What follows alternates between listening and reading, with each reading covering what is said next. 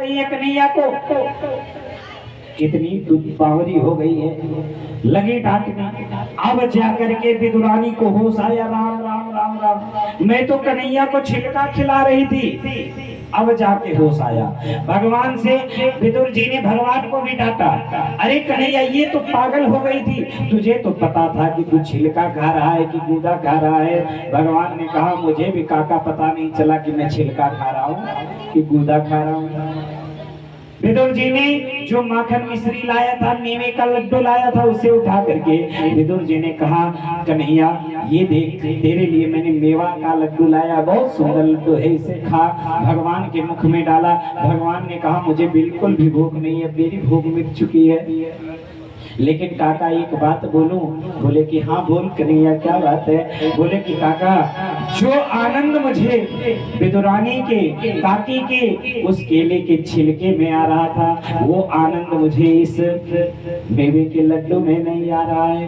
भगवान तुम्हारे भाव के भूखे हैं, भाव का भूखा हूँ मैं, बस भाव ही एक सार है, भाव का भूखा भाव एक सार है, भाव से मुझको भजी तो भव से बेड़ा पार है, भाव से मुझको भजी तो भव से बेड़ा। भगवान कहते मैं भाव का भूखा हूँ। भगवान कहते हैं कि बिना भाव के मुझे कोई कुछ देता है, भाव भिन्न कुछ भी वो देवे मैं कभी लेता नहीं, भाव भिन्न कुछ भी वो देवे मैं कभी लेता नहीं, भाव भिन्न कुछ भी वो देवे मैं कभी लेता नहीं, भाव में कुछ भी वो देवे मैं कभी लेता नहीं, भाव से एक फूल भी, भाव से एक फूल भी होता मुझे स्वीकार है, भाव से मुझे स्वीकार है, भाव का भूखा हूँ मैं, बस भाव ही एक सार है, भाव का भूखा हूँ मैं, भाव ही एक सार है, भाव का भूखा हूँ मैं। भगवान कहते हैं मैं भाव का भूखा हूँ, तुम मुझे क्या दोगे? संसार में मैंने ही सब कुछ तुझे दिया है।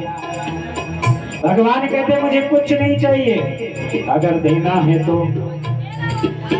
अन्न धन और वस्त्र भूषण कुछ नहीं मुझे चाहिए, अन्न धन और वस्त्र भूषण कुछ न मुझको चाहिए, अन्न धन और वस्त्र भूषण कुछ न मुझको चाहिए, अन्न धन वस्त्र भूषण कुछ न मुझको चाहिए, आप हो जाए जो मेरा, आप हो जाओ जो मेरा, यही मेरा संस्कार है, आप हो जाओ जो मेरा, बस यही संस्कार है, भाव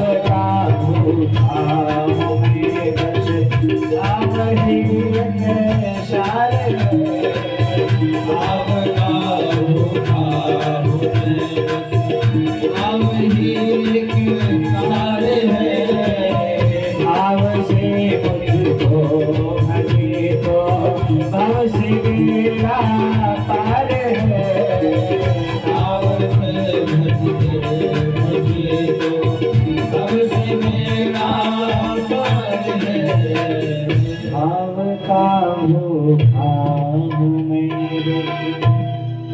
भगवान कहते मैं भाव का भूखा हूँ, तुम मुझे क्या दोगे। बांध लेते भक्त मुझको प्रेम की जंजीर में। अगर भक्तों को मुझे बांधना है तो प्रेम की जंजीर बनानी पड़ेगी।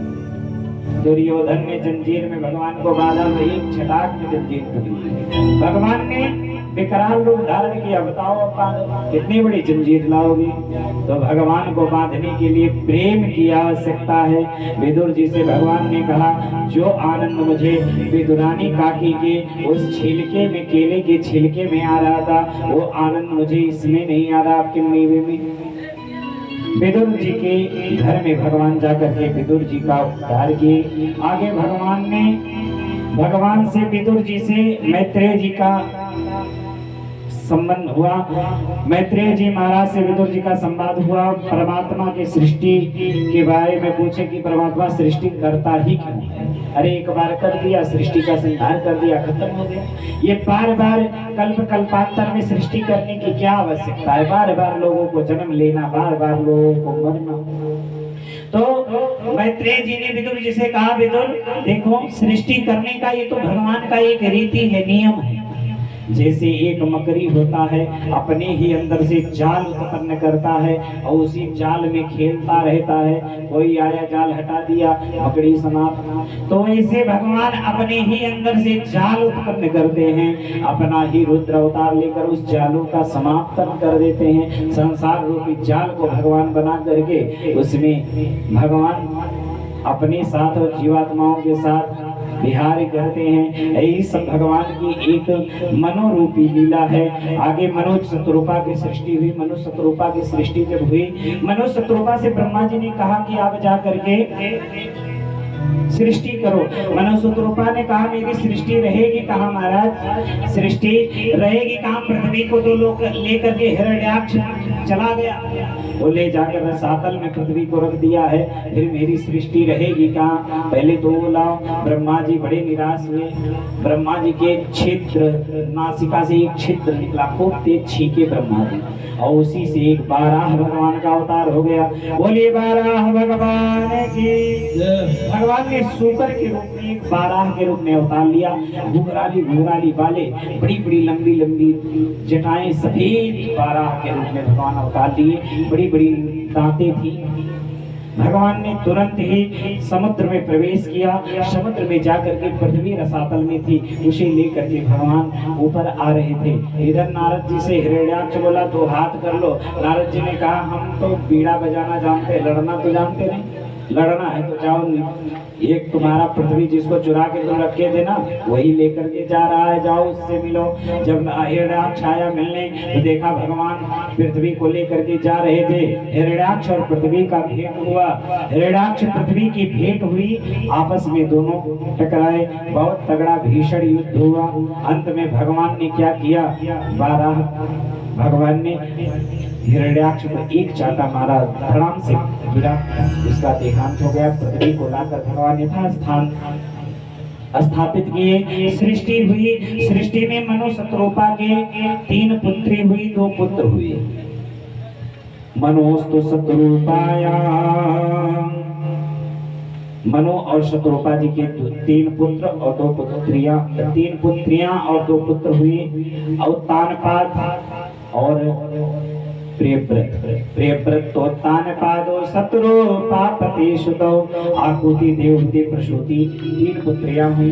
मनु जी महाराज ने पितरियों के विवाह के लिए बड़ी उनकी चिंता थी। ब्रह्मा जी के मानस पुत्र थे कर्दम जी महाराज। कर्दम जी तपस्या में बैठे थे। एक दिन कर्दम जी के मन में आया, बहुत तपस्या कर ली, अब विवाह हो जाता तो अच्छा रहता। कर्दम जी के मन में आया, भगवान तुरंत ही कर्दम के पास पहुंच गए। बोले कि देखो, आपके पास मनु जी आएंगे देवहूति को लेकर के, और आप आकर के आप विवाह के लिए राजी हो जाना। कर्दम जी बोले, ठीक है, आपकी आज्ञा है तो राजी हो जाएंगे, लेकिन एक शर्त है, आपको मेरा पुत्र बन के आना होगा। कर्दम जी महाराज से देवहूति का पावन विवाह हुआ। जब देवहूति का विवाह हुआ तो कर्दम जी महाराज फिर समाधि में बैठ गए। समाधि में बैठ गए। 100 वर्ष के बाद जब समाधि खुली तो देखते हैं सामने जो देवहूति थी, वो तो देवहूति पूरा बूढ़ी हो चुकी है। उनकी जटाएं बन चुकी थी। ये देख करके बड़ा उनको कष्ट हुआ। उन्होंने अपने तप के प्रभाव से एक सरोवर की स्थापना की। उसी सरोवर में दोनों ने डुबकी लगाई। कई हजार वर्षों तक विहार किए। उसमें से 9 कन्याएं उत्पन्न हुई और एक पुत्र हुआ जिसका नाम पड़ा कपिल देव भगवान। बोलिए कपिल देव भगवान की। भगवान कपिल का अवतार हुआ। इन्होंने सांख्य की स्थापना की, सांख्य शास्त्र की स्थापना की। और कर्दम जी महाराज जब कपिल का अवतार हो गया और उसके बाद उनकी पुत्रियों का विवाह हो गया, तो कर्दम जी महाराज घर छोड़ करके फिर चले गए, जंगल में तप करने लगे। इधर देवहूति एक दिन नहा धो करके अपने पुत्र को बिठाई। उसके बाद बोली, मैंने सुना है तुम भगवान हो तो मेरे प्रश्नों का उत्तर दो। बार बार प्राणी को जन्म क्यों लेना पड़ता है, क्यों ये मृत्यु का कष्ट? हम जानना चाहते हैं गर्भ में कैसा वास होता है, तो गर्भवास के बारे में बताएं। बोले माँ, गर्भ के वास जैसा दुख ना कभी नरक में मिलेगा ना कभी संसार में मिलेगा। गर्भ में आना ही सबसे बड़ा नरक है। सांख्य शास्त्र के बारे में बताए, पूरा बताए कि एक दिन का जीव होता है रज में समाहित रहता, दूसरे दिन का होता है बुलबुले के समान होता है, 3 रात्रि में वो पानी के बुलबुले के जैसा हो जाता है। कललम तो एक रात्रेण पंचरात्रेण बुदबुदम। और 3 महीने में जब पहुंचता है तो उसके पिंड बन जाते हैं, सिर का निर्माण हो जाता है, उसके शरीरों का निर्माण हो जाता है।